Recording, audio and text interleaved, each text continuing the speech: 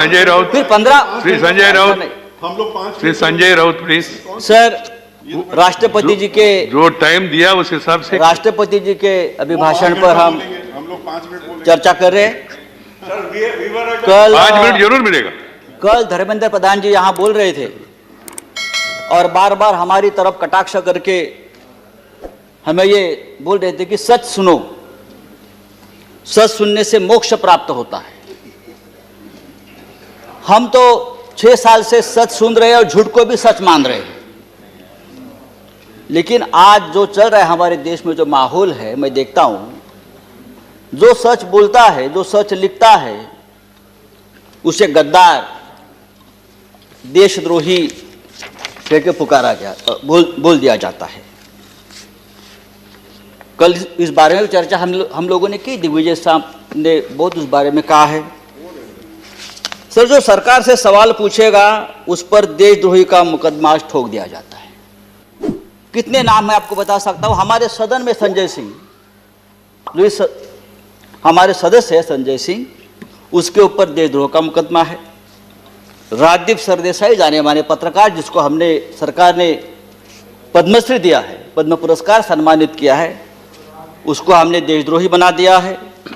शशि थरूर, जो United nation में हमारे देश के प्रतिनिधि थे, एमपी है, कैबिनेट में थे, उसको भी देशद्रोही का उसके ऊपर मुकदमा ठोक दिया है।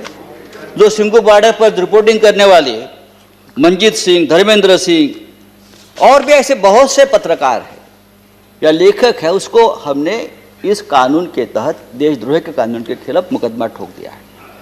मुझे लगता है कि हमारे कानून के किताब में से सब आईपीसी धाराएं खत्म कर दी और सब देशद्रोही की धारा एक वही रख दी है। डोमेस्टिक वायलेंस हो तो भी देशद्रोह का मुकदमा आप ठोक देंगे। पंतप्रधान मोदी हमारे लिए आदरणीय है, देश के प्रधानमंत्री जी का हम सम्मान करते करते रहेंगे। उन्हें प्रचंड बहुमत मिला है देश चलाने के लिए, हमें मानते हैं, लेकिन बहुमत जो होता है वो अहंकार से नहीं चलाया जाता। बहुमत बड़ा चंचल होता है।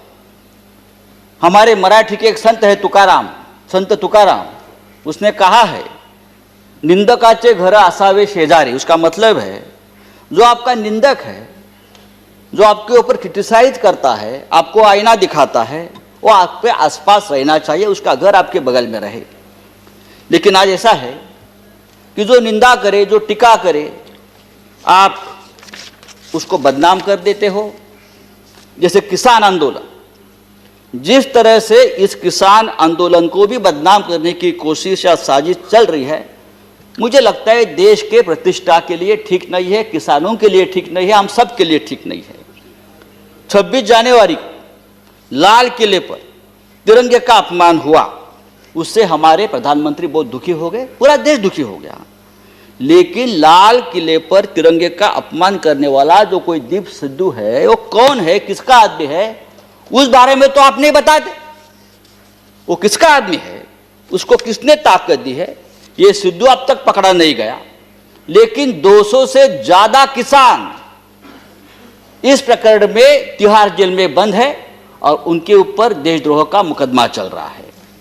100 से ज्यादा आंदोलक जो युवा है वो लापता है। वो कहाँ है, पुलिस ने उसका क्या किया, उसका एनकाउंटर किया है, क्या क्या मार दिया, वो पता नहीं है। तो ये जो है ये देशद्रोही है, अपने हक के लिए लड़ते हैं। लेकिन देश प्रेमी कौन है हमारे देश में? अर्नब गोस्वामी, जिसके वजह से एक निरपराध व्यक्ति महाराष्ट्र में जिसने आत्महत्या की, कंगना रनावत, ये देश प्रेमी है। राष्ट्रीय नेशनल सिक्योरिटी ऑफिशियल सीक्रेट संदर्भात, उस संदर्भ में उसने जो सामने लाया है, पूरा ऑफिशियल सीक्रेट तोड़ दिया हमारा। बालाकोट स्ट्राइक के बारे में पहले से ही जानकारी सबको बता दी। हाँ, वो आपके शरण में है, उसको आपका प्रोटेक्शन है, ये राष्ट्रीय सुरक्षा का मामला है, आप उसके ऊपर बात नहीं करते। और यही आदमी, यह अर्नब गोस्वामी, जो हमारे मंत्री बैठे हैं वहां, प्रकाश जावड़ेकर जी, हम उसका आदर करते हैं, हमारे महाराष्ट्र से, क्या लिखा उसके बारे में, प्रकाश जी के बारे में जो उसने पूरा जो आप संभाषण जो डायलॉग आया है ना, तो एक कैबिनेट को भी ये ठीक नहीं है, हमारे सरकार को ठीक नहीं। एक मंत्री के बारे में एक टीवी एंकर जिस भाषा का इस्तेमाल करता, अरे हम छोड़ो, हम राजनीति में, हमारे बारे में आप कुछ भी बोलो, हम सहन लेंगे। लेकिन एक कैबिनेट में एक हमारे मंत्री है, उस बारे में जो बात करती है, और आपको शर्म आनी चाहिए सबको, आप उसको शरण दे रखिए। तो ये जो चल रहा है ये नहीं चलेगा सर। राष्ट्रपति जी ने अपने संबोधन में कहा है, भारत जब जब एकजुट हुआ है तब तब उसने असंभव से लगने वाले लक्ष्यों को प्राप्त किया है, एकजुटता की बात की है। अगर ये बात सच है तो गत 3 महीनों से दिल्ली के सीमा पर किसान आंदोलन की एकजुटता तोड़ने में सरकार क्यों लगी है? संजय जी, हजारों किसान आपका 6 मिनट समाप्त हो गाजीपुर गया। सिंगू बॉर्डर पर अपने हक के लिए लड़ रहे हैं, और आप इस एकजुटता में आपको देशद्रोह दिखता है।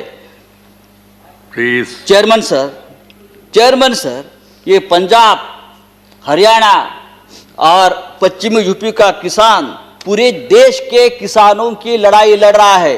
वो सिर्फ 3 राज्यों की लड़ाई नहीं है, और पूरा देश उनके साथ है, तो उनको देशद्रोह कहना ठीक नहीं। ये पंजाब का किसान, हमारा सिख भाई, जब मुगलों से लड़ा तो हम उसे योद्धा कहते थे, जब अंग्रेजों से लड़ा तो हम उसे देशभक्त कहते थे। कोरोना वायरस में लंगर बांट रहा था तो देश प्रेमी था, लेकिन आज जो अपने हक के लिए लड़ता है तो वो खलिस्तानी हो गया, वो देशद्रोही हो गया। ये कौन सा अन्याय है? आप उसको रोकने के लिए बॉर्डर पर किले ठोकते हो, हाँ, वो बड़े बड़े बैरिकेड्स करते हो। ये बैरिकेड्स, ये किले का जाल अगर आप लड़ाक के बॉर्डर पर करते तो चीन की right Sanjay ji, please. Kilometre अंदर नहीं आती। मैं आपको बताना चाहता हूं सर, ये ठीक नहीं है। लेकिन ये आंदोलन जब तक जिंदा है तब तक हिंदुस्तान जिंदाबाद रहेगा। ये आंदोलन ही हमारी ताकत है। ये